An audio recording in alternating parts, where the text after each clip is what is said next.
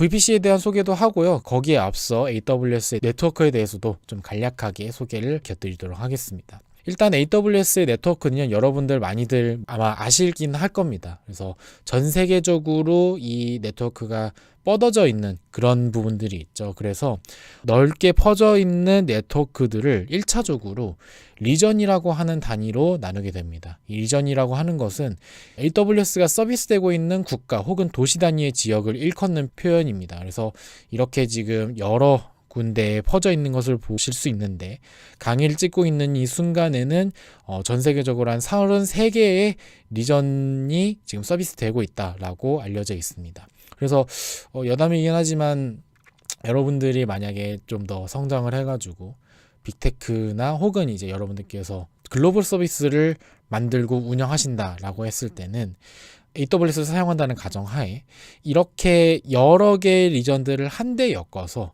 글로벌 서비스로 만들어서 전 세계에 어느 누가 여러분들의 서비스를 만들건 간에 좀 더 빠르게 접근할 수 있도록 구성을 할 수 있고, 심지어는 리전 어느 한 지역의 네트워크가 내려간다고 하더라도 다른 리전에 배포되어 있는 네트워크 자원들을 활용을 해가지고 좀 더 장애 상황을 줄여볼 수 있는 그런 멀티 리전 아키텍처도 함께 구성을 해볼 수 있다라는 점을 미리 좀 그냥 알아두시면 좋을 것 같아요. 네. 그런데 이 리전이라고 하는 것은 그냥 단순히 리전 하나만으로 구성되어 있는 것이 아니라 그 안에 가용 영역이라고 하는 단위로도 나뉘게 됩니다. 이 가용 영역이라고 하는 것은 영어로 Availability Zone 해서 줄여서 AZ라고도 많이 하는데요. 이 가용 영역은 단일 리전 안에 하나 이상의 데이터 센터를 일컫는 말입니다. 그래서 가용 영역이 어떤 역할을 하냐면은 한 리전 안에서 장애를 대비할 수 있는 수단을 제공을 합니다. 그래서 예를 들어서 서울에는 지금 4개의 가용 영역이 서비스가 되고 있습니다. 그래서 A, B, C, D 이렇게 이제 가용 영역이 나뉘어져서 서비스가 되고 있는데, 만약에 B 가용 영역에 장애가 났다라고 하면은 B 가용 영역에 있는 리소스들은 뭐 접근이 안 되는 상황이겠죠. 근데 예를 들어서 우리의 웹 서비스가 A, B, C, D 가용 영역 4군데에 적절히 분산을 해서 구성을 해놨다라고 하면은 여기 이 B 가용 영역이 장애가 났다고 하더라도 A, C, D 가용 영역에 우리의 웹 서비스가 아직 서비스가 되고 있기 때문에 일반 사용자들은 건강하게 자원들이 운영이 되고 있는 가용 영역에 접근을 해서 서비스를 여전히 이용할 수 있는 부분들이 있겠죠. 그래서 그러한 플로우로 장애를 대비할 수 있는 수단으로 가용 영역이 활용이 된다, 이렇게 알아두시면 좋겠습니다. 본격적으로 VPC에 대해서 좀 소개를 하자면은, VPC는 버추얼 프라이빗 클라우드의 약자입니다. 그래서 정의를 내리자면은 논리적으로 격리된 가상 네트워크를 의미하고요. 뭐 딱딱하니까 쉽게 말하자면은 가상 공유기라고 보시면 됩니다. 여러분들 집에 보시면은 와이파이를 쓰기 위해서 공유기들 많이 쓰시잖아요. 네, 그런 공유기들이 클라우드 안에 각각 여러분들을 위해서 마련이 되어 있다라고 보시면 되겠습니다. 그래서 이 가상 공유기 안에서 내 웹 서비스 어플리케이션이 실행이 되기 위한 자원들, 대표적으로 이제 뭐 EC2 인스턴스가 있을 거고, 혹은 우리가 배울 RDS, 여러 가지 이 자원들을 생성을 하고 그 안에서 서로 연결을 해서 웹 서비스를 제공할 수 있는 기반이다라고 보시면 되겠습니다. 그래서 그림으로 좀 설명을 드리자면, 가장 먼저 뭐 인터넷이 있겠죠. 그러면은 바깥에는 인터넷이 있긴 하겠지만 AWS 안에서는, 그 특정 리전 안에서는 VPC가 이렇게 하나 있고, VPC 안에 여러 개의 서브넷이 만들어서 여러분들의 웹 서비스에 필요한 어플리케이션들을 배포를 하면 이렇게 구성할 수 있다라고 보시면 되겠습니다.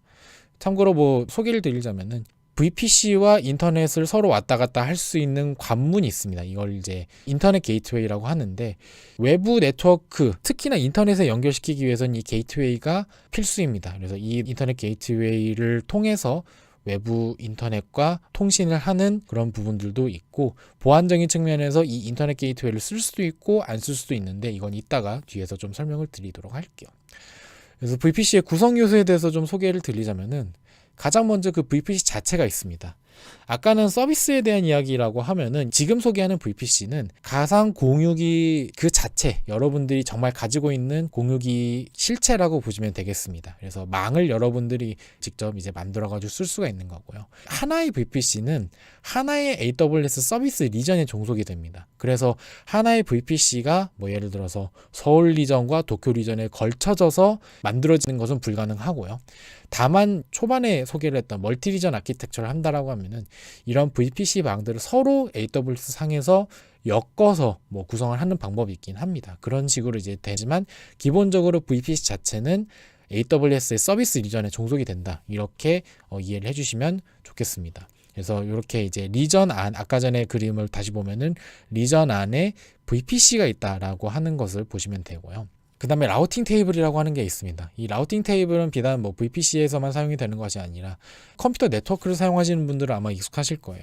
이 라우팅 테이블이라고 하는 것은 네트워크 트래픽이 가야 할 길을 알려주는 표입니다. 예를 들어서 이렇게 우리 네트워크에 여러 개의 노드가 배치가 되어 있다라고 해볼게요. 그렇다고 하면은 뭐 버텍스와 엣지들이 이렇게 연결이 되어 있다라고 하면은 이 노드 U가 각각의 노드 혹은 뭐 버텍스에 접근하기 위해서는 첫 번째로 어느 길로 가야 될까라고 하는 부분을 골라야 되거든요. 그러니까 길찾기 알고리즘과 비슷한 거죠. 최소 비용으로 가기 위해서만 경로는 어떻게 타야 될까라고 했을 때 만약에 V노드로 가고 싶어요.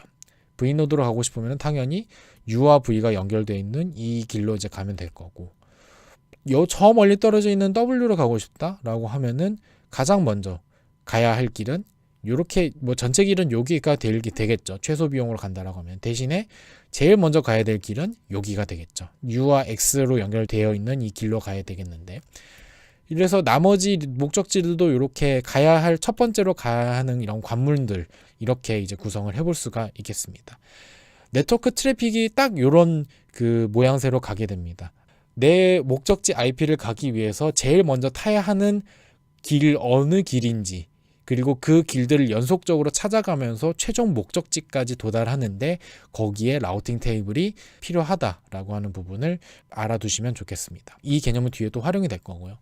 그 다음에 서브넷이라고 하는 개념이 있습니다. 이 서브넷이라고 하는 거는 네트워크 내부의 네트워크인데, 이렇게 큰 네트워크가 있다라고 하면은 네트워크들을 작은 단위로 또 쪼개가지고 서브넷이라고 하는 단위로 또 쪼갤 수가 있습니다. 이 서브넷이라고 하는 것은 불필요한 라우터를 거치지 않고 트래픽이 더 짧은 거리로 이동 가능하도록 이제 해주는 게 있는데, 큰 네트워크 안에서 서로 다른 이 네트워크 장비들을 엮게 된다라고 하면은 길을 찾아야 되는 범위가 더 넓어지겠죠. 하지만 예를 들어서 대한민국이라고 하는 이 네트워크를 광역자치단체라는 서브넷으로 좀 잘게 자른다라고 하면은 어느 길을 찾을 때, 예를 들어서 서울에서 전라도를 간다라고 했을 때 서울이라고 하는 서브넷에서 충청도라는 서브넷을 거치고 그 다음에 전라북도라는 서브넷을 통해서 가면 되겠죠. 이 말인즉슨 좀 더 길찾기를 효율적으로 갈 수 있도록 하는 그런 메커니즘을 제공한다라고 보시면 되겠습니다. 그리고 서울 안에서 돈다라고 하면 그 서울 안에서 길찾기만 하면 되니까 그런 부분들을 할 수가 있고요. 그래서 AWS에서는 서브넷은 서로 다른 가용 영역 AZ에 분산 배치하는 것을 권장하는데, 이건 아까 말씀드렸던 것처럼 장애를 대비하기 위해서 이렇게 활용할 수가 있다라고 보시면 되겠습니다. 그 다음에는 이제 퍼블릭 서브넷과 프라이빗 서브넷이라고 하는 개념이 있는데요. 이 퍼블릭 서브넷은 VPC 외부에서 트래픽이 도달 가능한 서브넷을 의미하고, 프라이빗 서브넷은 말 그대로 VPC 외부에서 접근이 불가능한 VPC 외부 네트워크와 단절된 서브넷을 의미합니다. 다만 이게 완전하게 프라이빗하게 할 수도 있고, 혹은 외부에서 직접적인 접근이 불가능하도록 하는 프라이빗 서브넷도 가능은 합니다. 근데 후자의 경우에는 나트 게이트웨이라고 하는 것을 통해서 제한적 접근이 가능하도록 허용이 가능하기는 한데, 이거는 뭐 굳이 얘기는 따로 안 하겠습니다. 좀 약간 얘기가 길어질 수 있어서 하는 부분이니까 양해를 부탁드리고요. 그래서 퍼블릭 서브넷과 프라이빗 서브넷은 이렇게 관건은 인터넷 게이트웨이가 연결이 되어 있느냐 안 되어 있느냐의 관건입니다. 그래서 아까 소개드렸던 라우팅 테이블을 통해서 이 서브넷의 라우팅 테이블이 세상의 모든 네트워크에 접근할 수 있도록 인터넷 게이트웨이에 연결이 되어 있느냐에 관건으로 퍼블릭 서브넷과 프라이빗 서브넷을 구분할 수가 있는데, 이렇게 하면은 뭐 예를 들어서 이 1번 서브넷과 2번 서브넷은 지금 인터넷 게이트웨이로 나갈 수 있는 부분들이 조치가 되어 있다. 이러면은 퍼블릭 서브넷인 거고요.